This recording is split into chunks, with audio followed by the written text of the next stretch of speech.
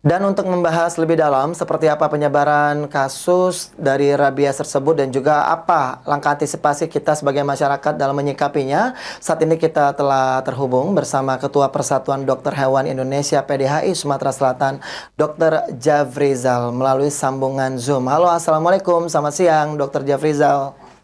Selamat siang, Mas Rizky, dan Baik. selamat siang pemirsa Apple TV ya. Baik, dokter, terima kasih sebelumnya sudah bergabung bersama kami di Liputan Metropolis Siang. Kita akan membahas ini, dokter, langsung saja. Ini terkait dengan adanya 1.756 kasus gigitan Ya, hewan penular rabies ya, atau yang disingkat GHPR di Sumatera Selatan pada tahun 2024. Mulai dari Januari hingga Mei aja udah semasif ini, dokter. Nah, sepertinya ini memang mungkin banyak orang yang nggak paham atau nggak tahu, dan ini apa nih harusnya kita melihatnya seperti apa ini harusnya, dokter? Suaranya agak kurang jelas, tapi saya tangkapnya begini ya. Jadi kasus rabies ini memang kasus yang direncanakan ya. eh, kita akan bebas rabies 2030. Ini sudah dicanangkan dunia ini yang mencanangkan dan Indonesia masuk di bagian itu dan mencanangkan juga 2030 ini Indonesia bebas rabies. Kan Sumatera Selatan sebagai daerah yang provinsi ini tentu saja mengikuti program 2030 ya, tapi Sumatera Selatan mencanangkan 2028 harus bebas ya. Jadi kalau belum bebas berarti ada 2 tahun waktu kita untuk bisa bebas itu. Tapi ya, Silakan dokter, lanjutkan dulu.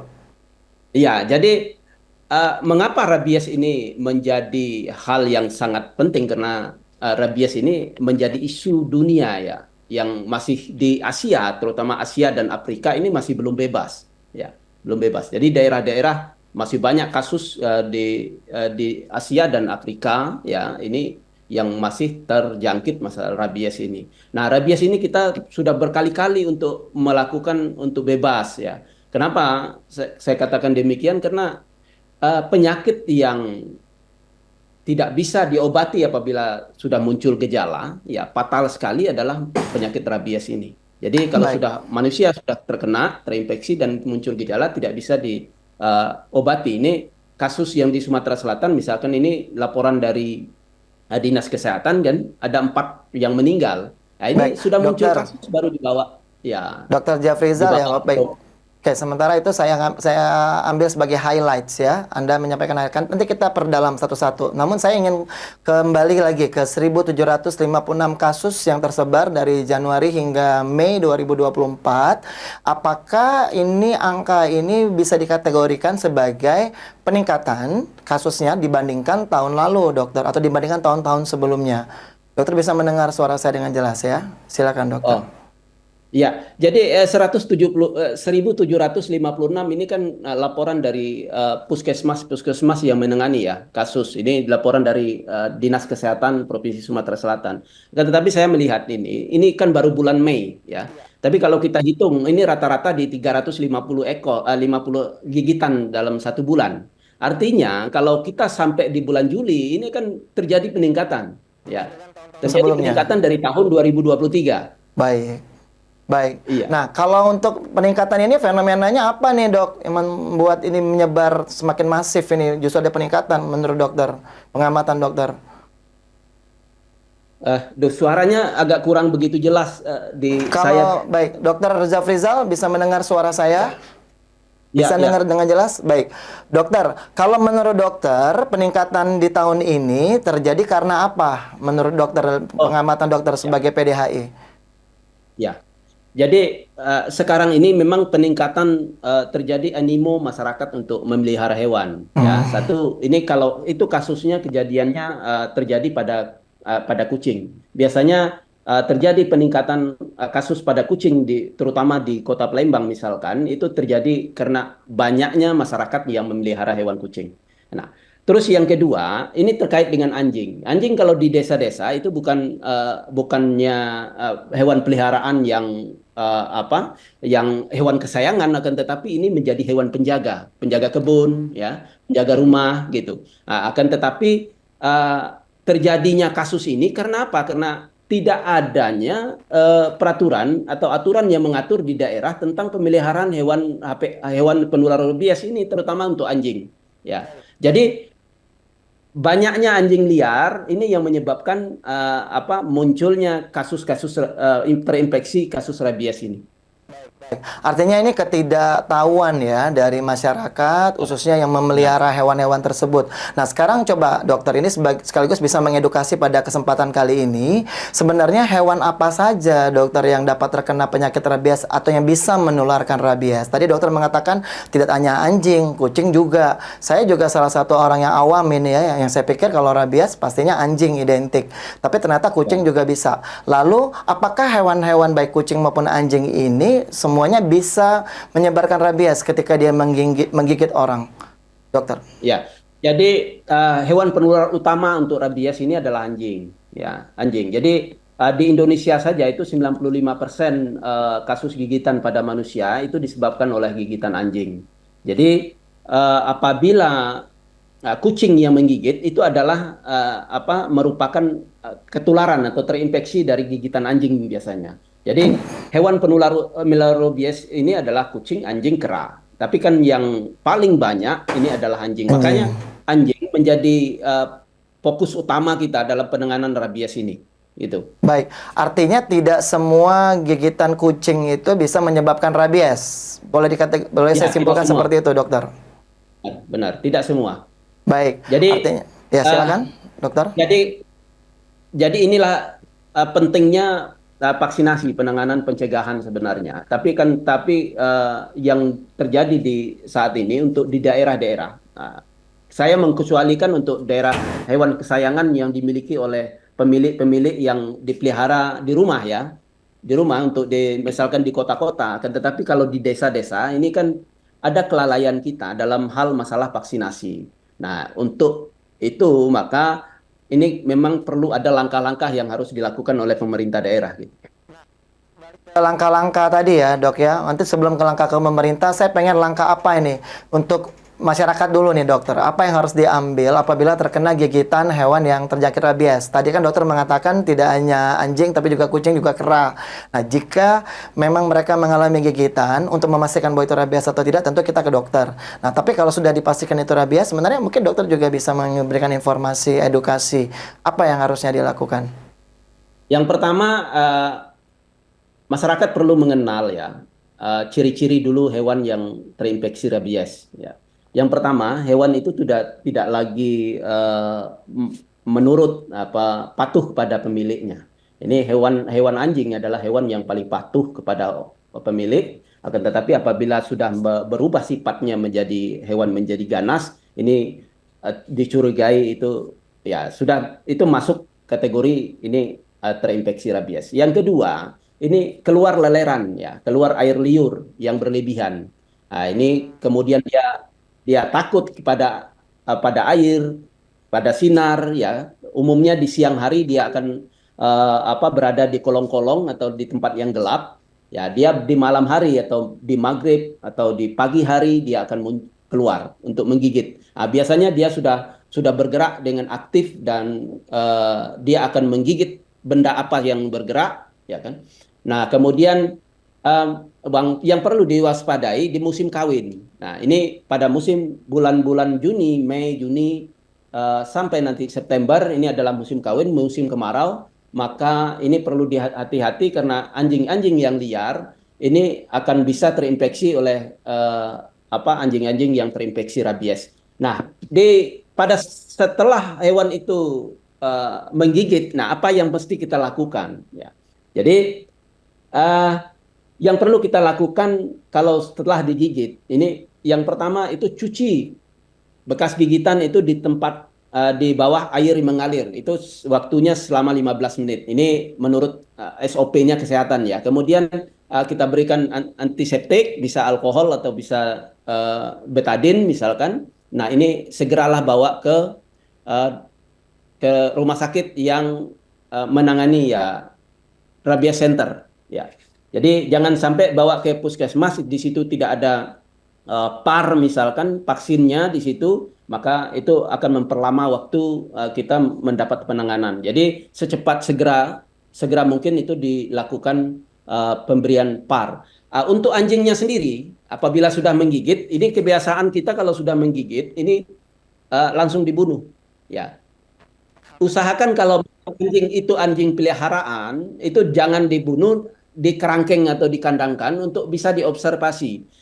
Apakah anjing itu menggigit karena ada provokasi atau anjing itu menggigit memang terinfeksi penyakit rabies. Jadi kalau provokasi, misalkan dia ketakutan, dia menggigit, itu adalah terprovokasi dan mungkin kemungkinan dia bukan kena rabies gitu. Tertarik ini membahas tadi sebelum rabies center ya. Saya ingin tahu dulu. Katanya dokter tadi kan kalau misalnya dia menggigit, ini harusnya bisa dikerangkeng dulu, jangan dibunuh. Kalau kita ingin mengetahui dokter, kalau untuk penularan rabies ini dari si hewan ini, apakah memang melalui gigitan saja atau hanya kita tersenggol atau tersentuh air liurnya juga bisa menyebabkan rabies, dokter? Ya, jadi rabies ini tertular karena gigitan atau terkena cakaran yang di situ ada bekas air liur ya. Nah, air liur. Jadi air liur sebenarnya yang menjadi pembawa kuman Iya, ya. kontak Jadi kalau fisiknya artinya kepada yang ditularkan ini adalah dengan gigitan, dokter. ya kebanyakan dalam gigitan ya, Kalau hanya kebanyakan dalam tersentuh aja gigitan. tidak, dokter ya? Kalau hanya Kalau sekedar tersentuh tersentuh. saja mungkin mungkin tidak akan Baik, terjadi ya. Kalau tersentuh tidak ada luka. Jadi yang membuat kita terinfeksi itu karena ada luka. baik, Luka baik. disitulah masuknya kuman ke dalam tubuh. Baik, dokter Jafrizal, kalau untuk tadi mengatakan bahwa awalnya kan kalau untuk kucing sendiri bahwa dia ditularkan oleh si anjing. Nah, kalau untuk awalnya dokter, hewan tersebut bisa terkena rabies itu oleh apa dokter biasanya? Jadi anjing ini memang virus rabies ini reservoirnya atau tempat berkembangnya itu kepada tubuh anjing sebenarnya ya. Jadi anjing-anjing yang yang Liar. kondisi tubuhnya tidak kuat ya, nutrisinya tidak terjamin, kemudian dia daya tahan tubuhnya lemah, maka virus rabies akan muncul. Karena gini, kita ini daerahnya daerah endemik. Ya, endemik itu penyakit itu sudah ada di lingkungan. Ya, Baik, ini yang baik. berbeda. Makanya Sudah ada anjing-anjing pemicu yang lah artinya dokter ya. Sudah ada pemicunya jadi akan lebih mudah untuk tersebar dan tertular. ya. Baik, dokter. Kalau untuk rabies center tadi ya, Anda mengatakan jangan ke puskesmas tapi ke rabies center. Bisa diinformasikan dokter rabies center itu untuk di Sumatera Selatan di mana saja? Untuk mungkin ada pemirsa yang jangan-jangan sudah terkena gigitan rabies ini bisa dilakukan antisipasi segera. Silakan dokter. Ya, kalau di kabupaten kota, mesti di rumah sakit umum di kabupaten kota itu ada rabies centernya dan disediakan PAR. Ya, kemudian di Kota Palembang ini banyak. Nanti kan lebih jelasnya itu kan ada eh, di Dinkes sebenarnya yang menangani ini, Hmm. ya, yang mengkoordinir ini. Misalkan di Kota Palembang ini di rumah sakit puskesmas. Kalau puskesmas Merdeka, kemudian di Pelaju ya, di Pelaju kemudian di rumah sakit eh, Siti Fatimah ya, itu kan bisa dibawa ke situ. Tapi saya tadi tergelitik, dokter mengatakan soal bagaimana virus itu tersebar ke hewan. Tapi kalau untuk kita sebagai manusia yang tertular atau digigit rabies, itu gejalanya apa dok? Kalau kita pengen tahu bahwa kita tuh ternyata terkena gigitan rabies dan ini menyebabkan sakit, bahkan ada tercatat 4 orang meninggal dunia. Mungkin gejalanya seperti apa dokter? Bisa diinformasikan? Ya, kalau gejala tentu kalau gigitan rabies pertama rasa nyeri ya pada tempat gigitan, kemudian pasti akan menimbulkan demam dan seperti rasa terbakar ya kalau di tempat gigitannya. Yang kedua itu terjadi suatu kesakitan pada daerah punggung ya, daerah punggung. Jadi saraf ini karena ini menyerang saraf karena maka dia akan terasa sakit di daerah saraf bagian punggung. Kemudian di tubuh, kemudian nanti lama kelamaan akan jadi lumpuh dan itu gejala yang lanjutnya adalah tidak mau minum, ya keinginan minumnya kuat, tapi apabila sudah didekati air dia akan kesakitan, jadi tidak bisa Menolak. minum. Kemudian pasti ditempatkan di daerah yang tidak ada angin ya, tidak boleh ada AC, kemudian di tempat yang cahayanya terang. Biasanya itu di ruangan itu digelapin atau dimatikan Supaya lampu. Nah, ini sudah supaya apa, Dok? menunjukkan gejala. Ya, gimana? Supaya apa, Dok? Tidak oleh kena angin sama Ya, nggak boleh karena kena cahaya. dia itu kan dia kan hidrofobia, jadi takut air dan juga takut sinar, ya Baik. kan, dengan takut angin. Ya. Kalau untuk yang sampai 4 tercatat meninggal dunia itu, kalau dari analisa Anda sebagai dokter hewan, kenapa, dokter? Mungkin Anda bisa dapat informasinya, mengapa bisa sampai menyebabkan 4 orang meninggal dunia dari 1.756 kasus. Kan masih banyak yang selamat begitu. Kalau sampai hanya, mungkin jumlahnya cukup dikit ya, hanya 4 dari 1.756. Kalau menurut dokter, karena apa? Ya, pertama terkait dengan masalah pemeliharaan hewan ini, aturan di daerah kita ini kan terjadi peningkatan populasi, kita tidak ada belum ada aturan terkait masalah penanganan atau pengendalian rabies dan pemeliharaan hewan penular rabies ini. Ini yang terjadi di daerah yang saat ini punya peraturan itu adalah di Kota Palembang, ya. Memang Kota Palembang merencanakan untuk bebas rabies tahun 2024, ya, tahun ini harusnya. Tapi kita lihat nanti kan. Tapi kan Baik, apa langkah-langkah yang sudah dilakukan, apa, memenuhi adanya aturan di daerah dulu supaya apa? Supaya ini bisa diawasi, ya, masyarakatnya memelihara dan baik. dilakukan eh, apa namanya, manajemen populasi. Nah, ini manajemen populasi ini Iya, penting karena apabila orang pelihara hewan tidak sanggup lagi, maka hewan yang adalah anak yang dilahirkan akan dibuang.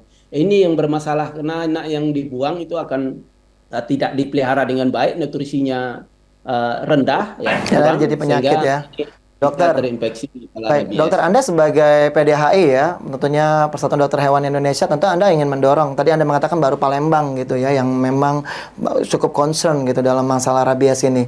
Nah, terakhir sebagai closing statement juga, apa yang Anda Ya. ingin sampaikan ya, selaku dari mewakili PDHI Sumatera Selatan, anda ingin mendorong apa ke pemerintah untuk bisa ini concern untuk permasalahan rabies, mengingat bahwa jumlahnya sudah bisa dikatakan cukup masif dan ini meningkat dibandingkan tahun sebelumnya. Silakan, Dr. Jafrizal. Iya, kalau kita dari Perhimpunan Dokter Hewan ini kan mendorong, ya, membantu pemerintah, terutama di teman-teman yang praktisi, yang di swasta pun juga itu di hari rabies nanti di 28 September pasti akan melaksanakan kegiatan apa, bakti sosial terkait dengan masalah pengendalian penyakit rabies ini, ya. Jadi teman-teman yang di klinik-klinik itu biasanya akan melakukan pelayanan gratis untuk vaksinasi. Nah, itu. Kemudian sterilisasi. Ya, sterilisasi ini akan juga dilakukan. Tapi yang jadi persoalan ini kan anjing-anjing di daerah dan praktisi dokter hewan yang di daerah itu kan hampir minim, ya. Nah, contohnya, ya, saya katakan apa yang kita lakukan untuk melakukan mendorong pemerintah daerah untuk merekrut dokter hewan di daerah, karena dokter hewan yang praktisi di daerah yang swasta itu minim sekali, ya. Baik, Terutama misalkan, ya, kalau yang untuk daerah yang rawan misalkan Okus, ya. Okus ini kecamatannya itu ada 19, dokter hewannya itu tidak ada, ya. Misalkan Empat Lawang, ya. Empat Lawang kemarin itu kan baru direkrut, tapi kan 2024 kemarin setelah terjadi kematian atau kasus gigitan yang tinggi di sana, baru direkrut dokter hewan, baik, ya. Dr. Kemudian Jafrizal. ada daerah yang berbahaya, di daerah yang berbahaya ini anggota dokter hewannya itu biasanya minim, ya, Baik, baik. minim, Kami sudah sehingga bisa menangkap untuk poin Anda. pelaksanaan Artinya Anda vaksinasinya ingin yang mendorong agar dilakukan. pemenuhan dokter-dokter hewan yang ada di seluruh daerah ini bisa bisa ditambah begitu ya, dan ditambah Ya, dan bisa benar. untuk saling concern dari semua pemerintah untuk bisa memastikan bahwa Sumatera Selatan bisa zero rabies. Terima kasih Ya, Dokter Hewan Dr. terima kasih, Jafrizal sama-sama. selaku Ketua Persatuan Dokter Hewan Indonesia Sumatera Selatan sudah bergabung bersama kami di Liputan Metro Polisi yang semoga sehat selalu, Dokter. Siap.